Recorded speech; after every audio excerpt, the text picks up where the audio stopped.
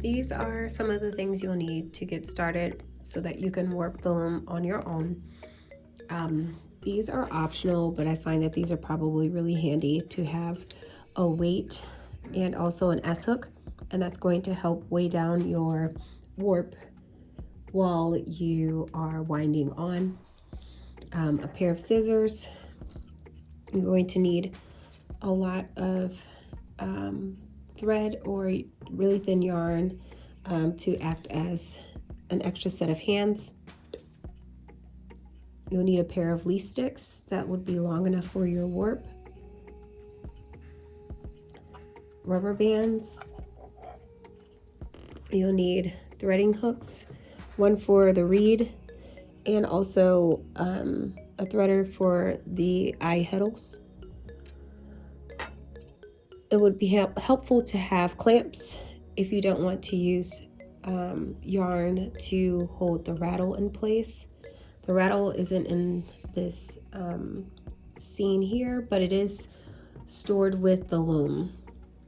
And then if you want some dividers that are wooden, these are just made out of plywood strips from the wood shop. There's a few of these, or you could use cardboard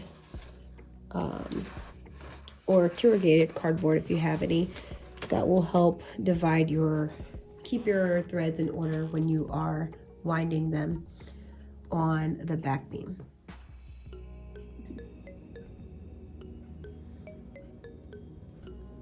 All right, so right now I have the warp on the loom.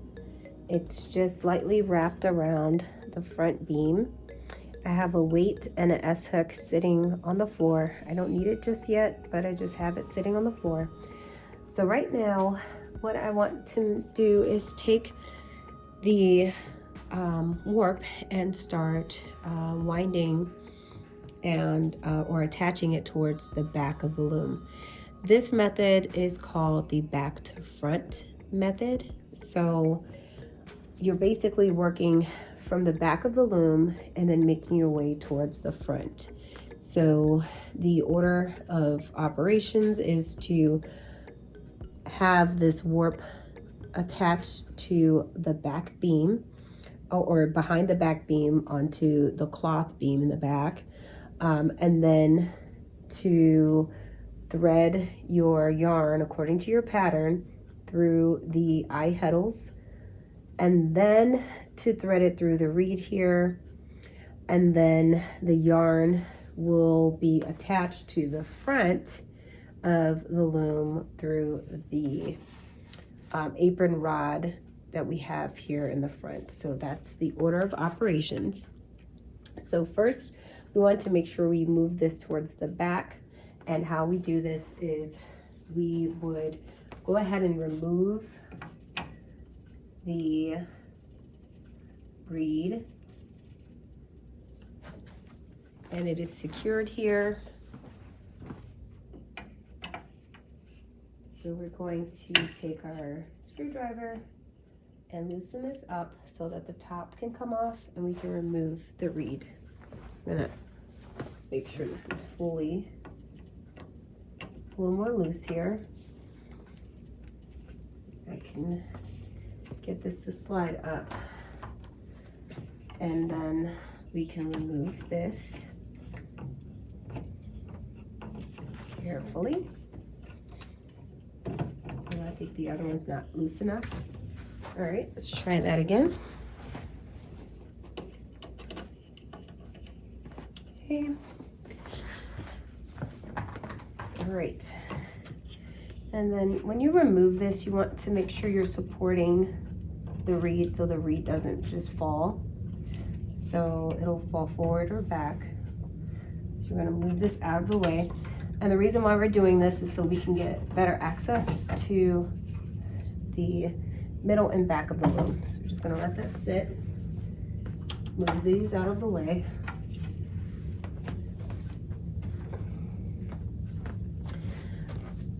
If you haven't already, you want to make sure you move these eye heddles off to the sides so that you can feed your yarn, your warp chain. And you want the side that has the cross to be towards the back. So I'm going to put this back here, and it goes right through the middle, and I'm just going to sit it there for now. Okay, just let that sit. I'll just push it off like that, and that's good for now.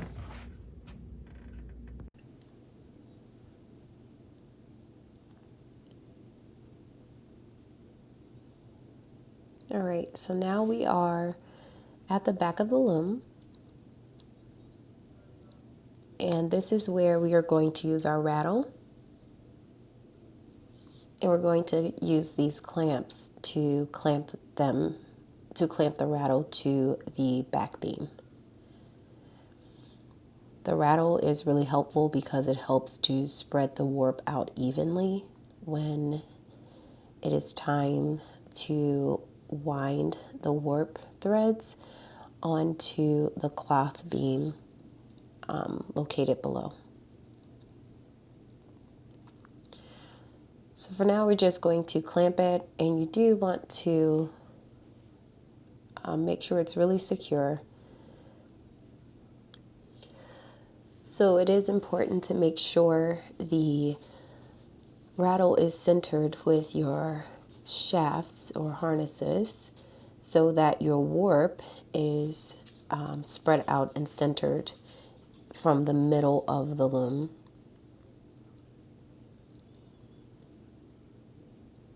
So we're going to clamp the other side and make sure this is nice and secure and it won't move. So another special thing about the rattle is that if you use figure-8 ties, it'll make it easier to separate your bundles in between the nails there, because they are about an inch. They are an inch increment, so it's easier to separate your bundles. Now we're going to look at the apron rod. You don't want to attach your warp threads directly to the apron rod. You want to make sure the warp thread goes around the beam here towards the back and attaches to the apron rod. Now I highly suggest using an extra set of string or thread as a set of helping hands. That's going to make it so that the apron rod can be suspended, and instead of actually attaching the yarn directly to the apron rod, as I mentioned before, it's a little bit easier to have your warp threads attached to a dowel rod, and I'll show that a little bit later. So right now I'm just taking two pre-cut pieces of crochet cotton thread, and I am going to use that to support the apron rod. So basically it's floating in the air. It makes it so much easier to attach the dowel rod later. So you're just going to secure this on either side of the rattle as best as you can. Just try your best to secure it tightly. And it doesn't have to be perfect, but if you can make it level, that will be great.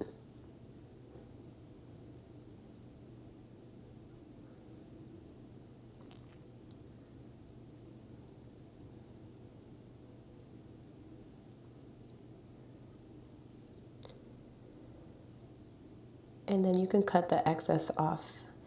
Now I'm going to show how it's done on the other side, just sped up a little bit.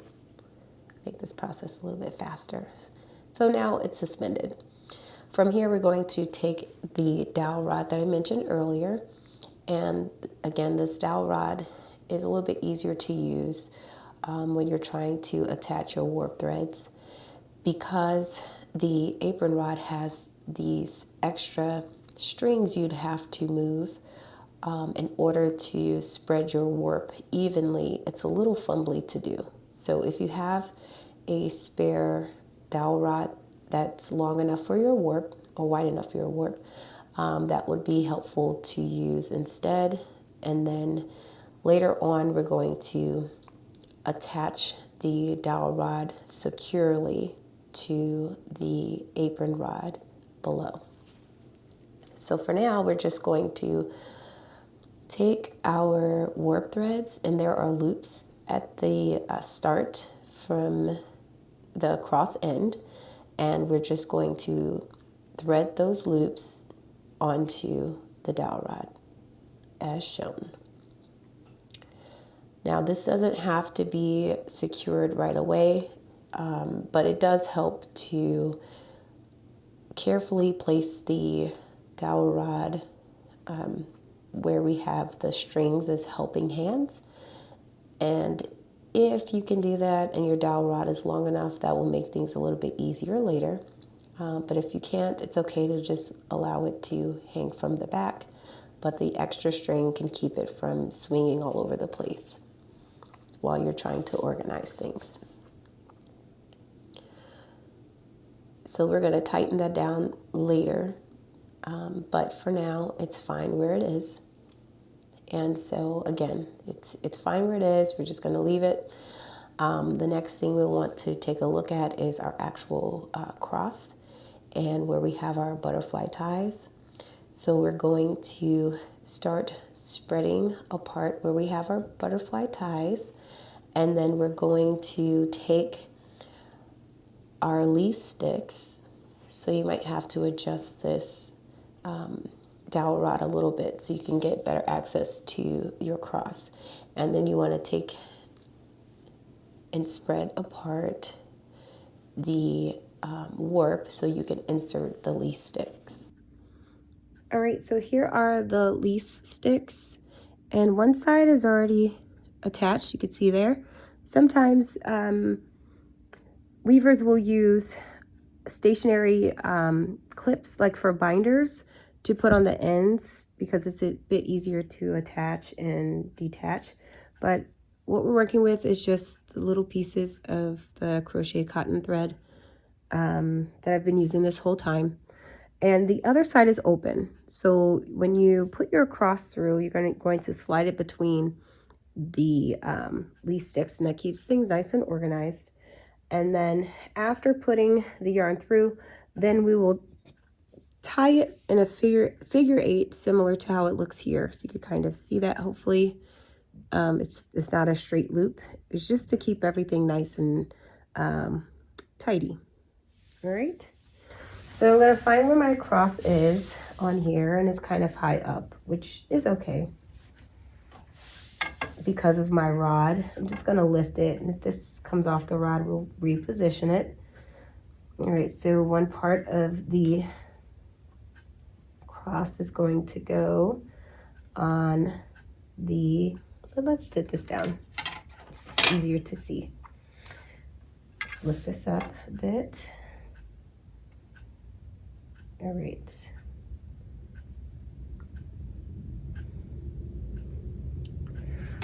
So I'm going to insert one part of the lease stick on one part of the cross here. And the other portion of the lease stick, let's scoot that back a little bit. It'll go through, oopsie. It'll go through the other half. All right.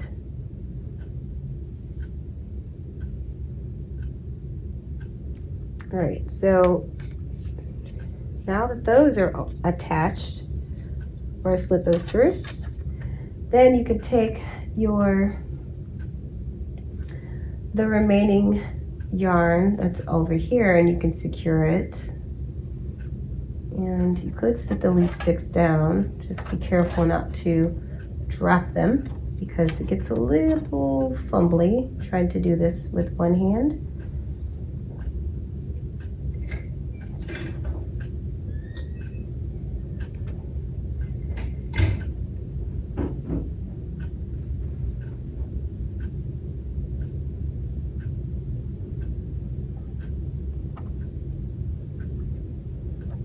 Right. And then you'll want to tie this and secure it. So I'm going to leave that there. We're going to tie this so our yarn doesn't come out from the sides. And it doesn't have to be tight at all. All right, just leave that like that. All right, and I'm just going to sit those there for now. See if they want to stay. Of course they don't.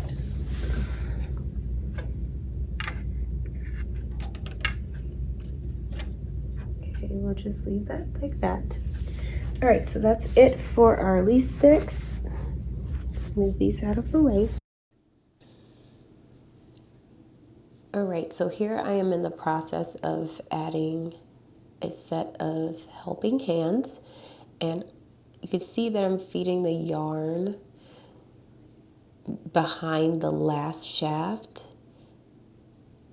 just sliding it right through that slot. And from here, I'm just tying this yarn. It's the same yarn that I've been using this whole time, and I'm just making a knot so that I can support the lease sticks. So basically, they will float in the air a bit. And I already did the left side closest to the camera. I'm just doing the right side now. And it does get a little flimsy, but you want to just try your best to make it so that it's close to the height where the eye heddles are, like right where the yarn would go through. It's just going to make it easier so that you don't have to worry about the lease sticks tilting and tilting too much. They will tilt some, but at least it will have a little bit of support. So I'm just tying it right where those figure eights are between the sticks. And that way I have an extra set of hands to keep that steady while I remove the extra ties that I have, and also when it's time to wind on some of the warp towards the back beam or the cloth beam. So I'm just cutting off the excess string.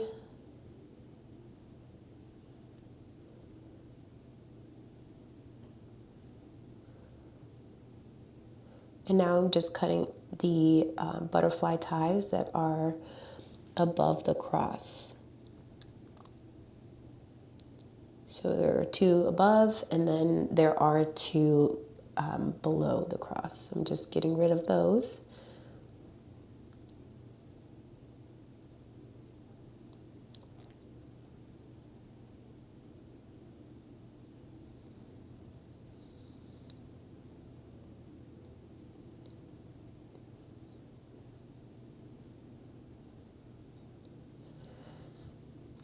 So from here, I'm just holding the yarn, the warp threads that is closest to the shaft a bit taut, and I am going to start spreading out my bundles. And it's a bit hard to see with my arm with this camera angle, but just to explain what's happening, I have figure eight ties, and I have 8 ends per inch.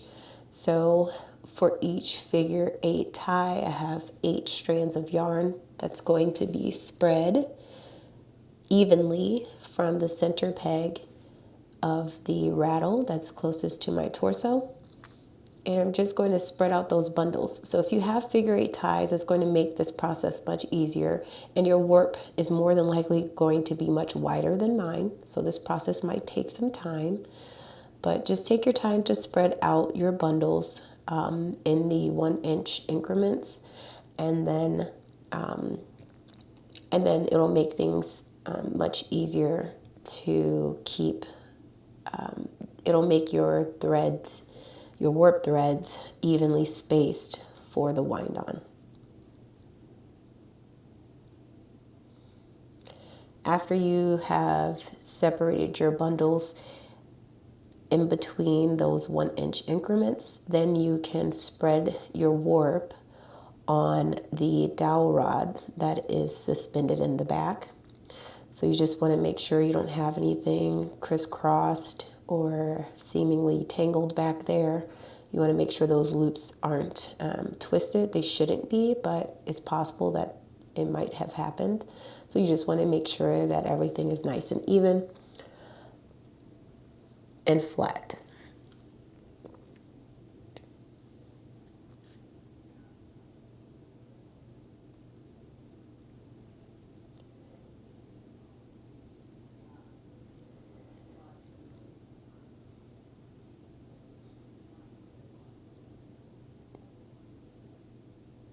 All right, so now I'm going to go ahead and remove the figure 8 tie string. You could have done this where you just move one bundle at a time, so just clip and then move your 8 or however many inch per grouping and slowly remove it, or you can wait till the end like I did here and just remove it after you have everything separate. Either way will work just fine.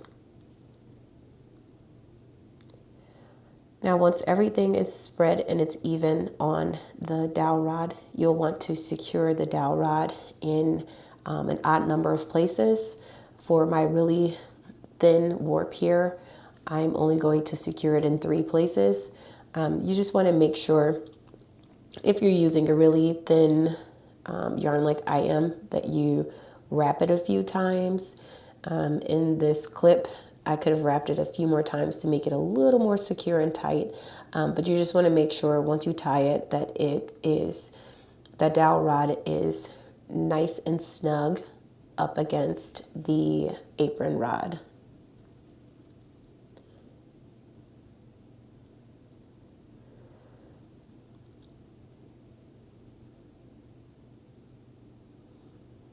And this is why it's a bit helpful to have the apron rod already suspended with the string that we tied earlier next to either end of the rattle, because now all you have to fiddle with is the dowel rod itself. So this is so much easier than trying to remove the strings on the apron rod and trying to slide your warp evenly across. So you just tighten that as good as you can, and after you do one side, you go on to the next.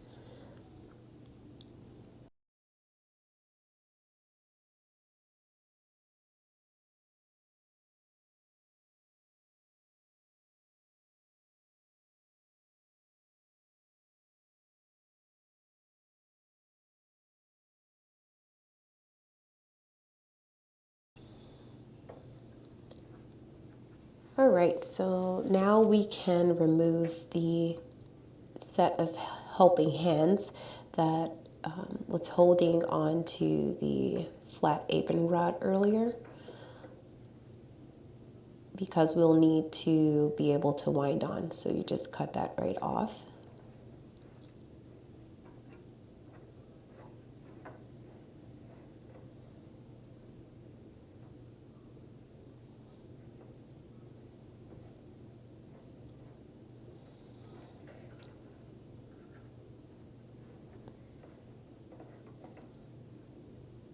And we're also going to put rubber bands wherever there are warp threads, and we're just securing those warp threads so when the wind on happens, we don't have to worry about any threads jumping over into the next section.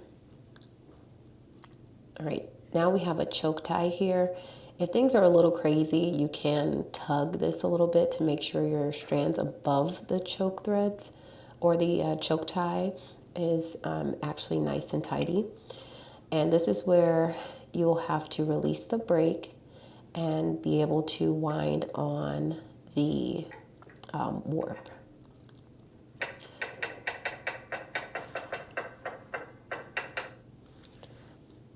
Having an extra set of hands is helpful here, or you could use the weight and S hook and tie it onto part of your warp thread.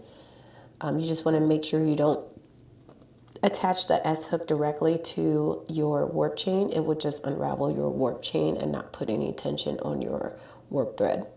Another alternative is to do what I'm doing here, where I am just holding that the warp threads fairly tight around this front beam here. And after you do some winding, you're going to have to stop, and then you're going to have to insert your craft paper. And here I didn't tie my rod as tight as I should have tied it, so I'm just retying that knot there, making sure that stays secure. So I am inserting the craft paper on in this direction. The cloth beam in the back actually should be in the other direction. So I do have a clip of what it should look like for you. It's going to look slightly different than what's happening here.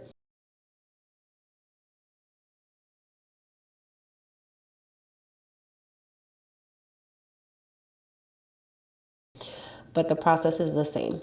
So you want to make sure, if you're using craft paper, that you are not allowing that craft paper to get spiraled onto the beam.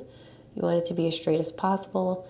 And again, if you need another set of hands, you could ask someone to hold the warp threads for you, especially if you have a lot of them. But you just want to make sure you have good tension, and you wind and then tug, wind, tug, wind, tug.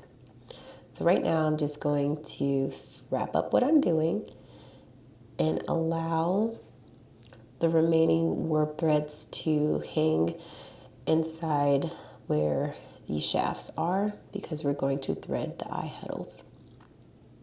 So now I'm at the back of the loom again, and this time you want to cut the loop that was originally towards the front of the loom. So that loop has been cut, and now the threading can begin.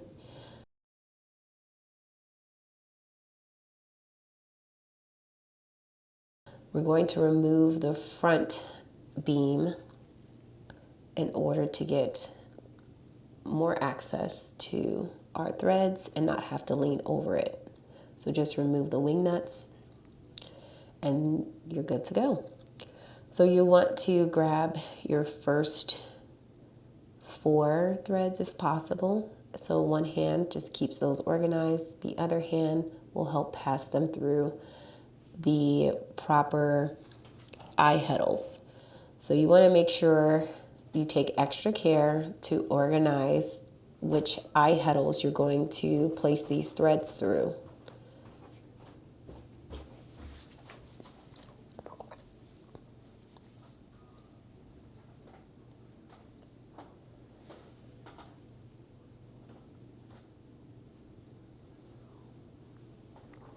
So this can be done by hand, or you could use a threader, and this will take the yarn right through the eye and allow you to pull it right through. So I'm just showing how you can do it different ways depending on the yarn you have or how slippery the yarn is. You might want to do some of this by hand and without using the threading tool. In other cases, you might want to use the threading tool because the yarn is a little bit on the thicker side, so it's a little bit easier to use that tool instead.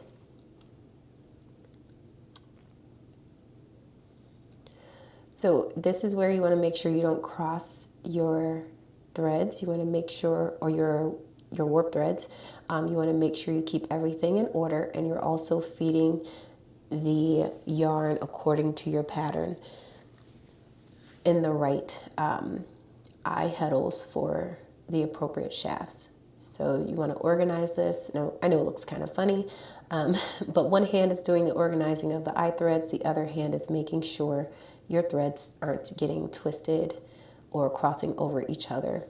And you just look at the lease stick and make sure as you're doing this, they aren't getting crossed. Once you're done doing that, you just tie those into small little bundles so they don't slip back through the eye heddle towards the back of the loom. And now I'm just securing the reed that I previously took out of its holder, just putting it right back into the beater. And you want to make sure you center this. Make sure you tighten the screws again. And then from here, you're going to undo each of your bundles. And it's up to you if you want to work from left to right, or if you want to work from center out. Just make sure that you have the correct number of threads going through each slot. So we do have a reed substitution chart that will help you figure out how to thread your warp threads through the reed, and make sure you have the appropriate amount of threads in each hole. So if you need to reference that, that is attached or hanging on the left side of the loom.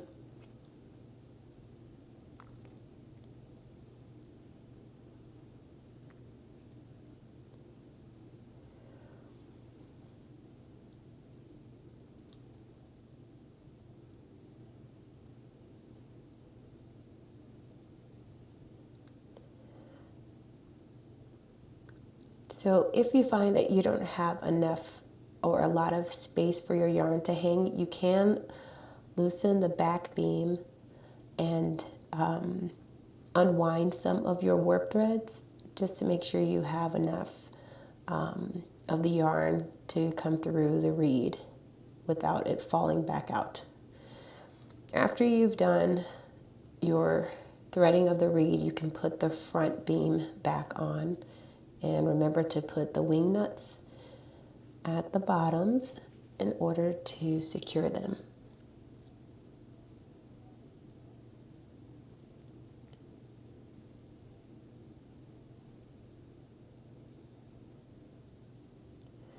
All right, the next step is to take all of those threads. Again, you want to make sure you have enough yardage that the yarn will be able to wrap a little bit closer towards the back of that front beam, because you need to start tying those bundles onto the front apron rod. And we're going to tie these directly onto the apron rod, and I'll show that in a second.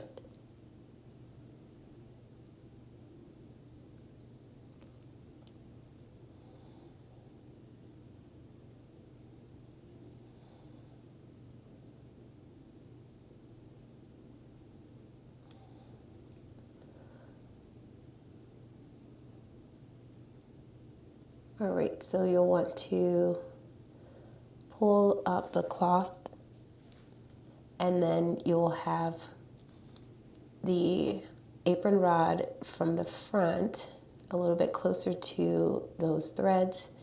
And I'm doing this in quick speed just because it takes a minute to show each and every one of these. But basically you work from the middle and then work left, then right, left, then right until you have them spread out. And then I have a close-up so you can see what that looks like. So this is the close-up, much slower.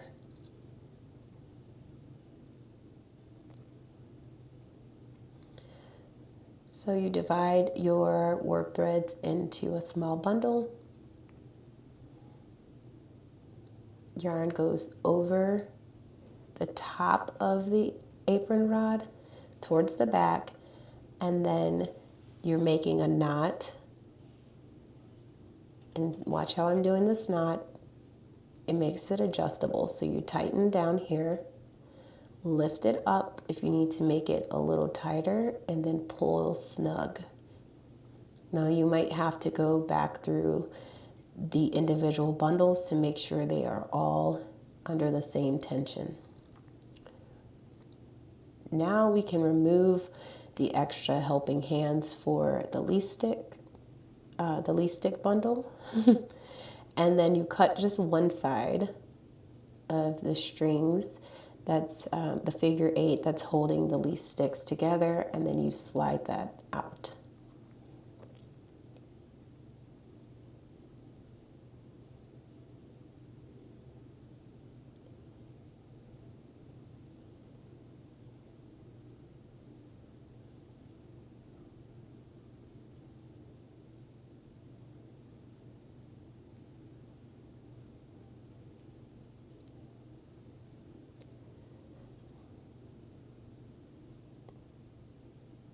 Now you can also remove the rubber bands from the rattle.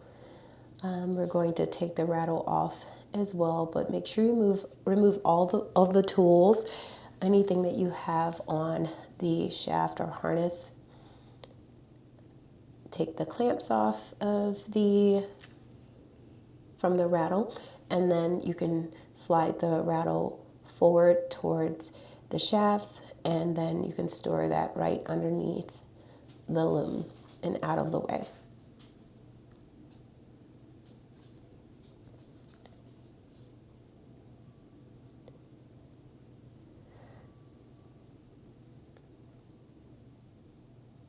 Now you're ready to start weaving.